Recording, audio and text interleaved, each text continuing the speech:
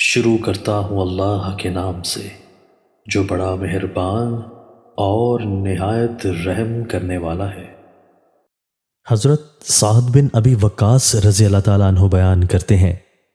رسول اللہ صلی اللہ علیہ وآلہ وسلم نے فرمایا، جو شخص اذان سن کر یہ کہتا ہے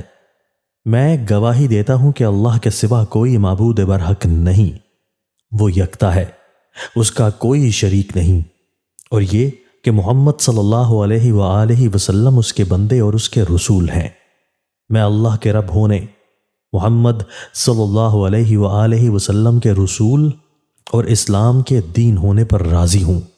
تو اس کے گناہ بخش دیے جاتے ہیں۔ حضرت جابر رضی اللہ تعالیٰ عنہ بیان کرتے ہیں، رسول اللہ صلی اللہ علیہ وآلہ وسلم نے فرمایا، جو شخص اذان سن کر یہ دعا پڑھے، اے اللہ،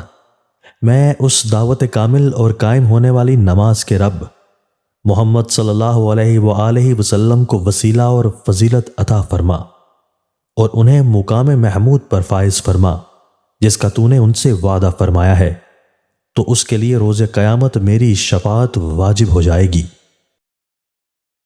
دوستو، اللہ تعالی ہمیں ان احادیث مبارکہ پر عمل کرنے اور اپنی زندگیوں کو سنوارنے کی توفیق عطا فرمائے۔